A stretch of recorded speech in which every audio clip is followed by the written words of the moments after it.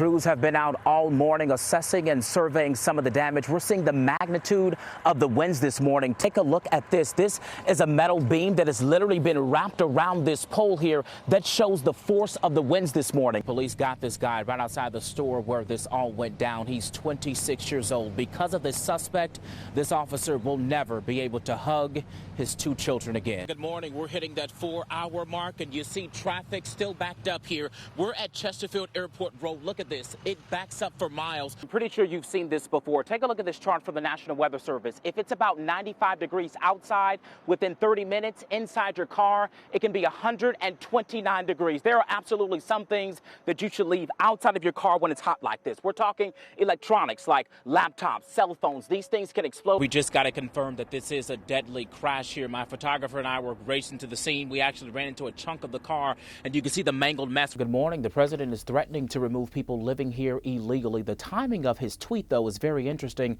because it was posted on the eve he's set to kick off his 2020 campaign. I told you at 5 we'd be watching this one closely, and new since 5 we've learned that this vacant property that sits on the corner of Grand and Shoto in Midtown, this will soon be a mixed-use development. Turn to your screen because when it's all said and done, we're told it'll look like this. We're just chasing that cup, baby. It's going to be lit in downtown St. Louis. Let's go. I like the energy this morning, Justin. 2 suspects in custody, but I want to toss things over to Emma Hogue. She is live at the hospital where this officer was taken. Emma, tell us more. What do you know from that scene?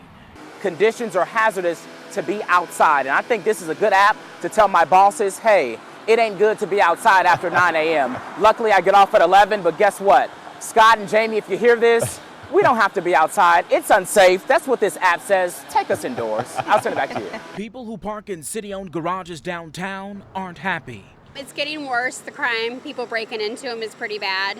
The prices keep going up. It's not enough protection. Some pay more than $100 a month for secure parking, but is it really safe? Our cameras caught overnight security guards getting some shut-eye on the clock. 2 of them we caught twice, even parking attendants knocked out in the early evening.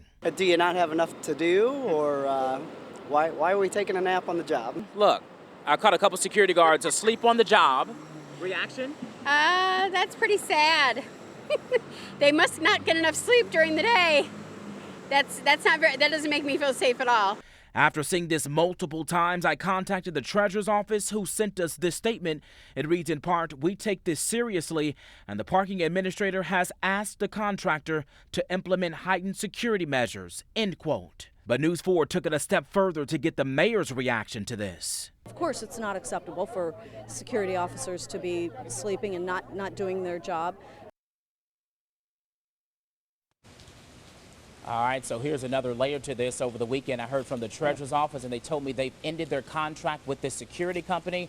And starting this week, they will have city employees working 24/7, monitoring some of these garages. This is something I'll keep a very close eye on as it progresses. We're live downtown this morning. I'm Justin Andrews, News 4. Only News 4's Justin Andrews spoke with a man who says he watched it all unfold.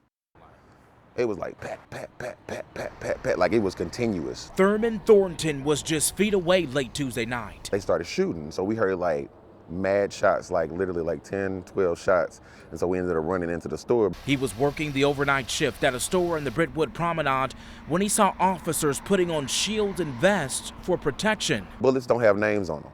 You know what I'm saying? So they can go pretty much anywhere, so we could have been in the line of fire. Anybody could. He caught the action and calls it unreal. St. Louis County Police are taking the lead, investigating this Brentwood officer-involved shooting. Police say a suspect shot at officers twice while running away. To walk you through it all, it was around 11:45 p.m. Police noticed a suspicious car in the Drury Inn parking lot with 2 warrants attached to it. A man and woman were inside. The man started running from the car.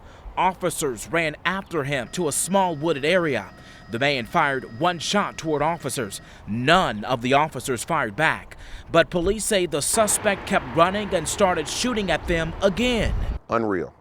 3 officers returned fire. 2 were Richmond Heights officers, the other a Brentwood officer. It does affect us. We're human beings too, and when these officers are involved in an incident like this, it's very stressful for each department. The 24-year-old suspect was taken to the hospital and should survive. Police say charges are pending.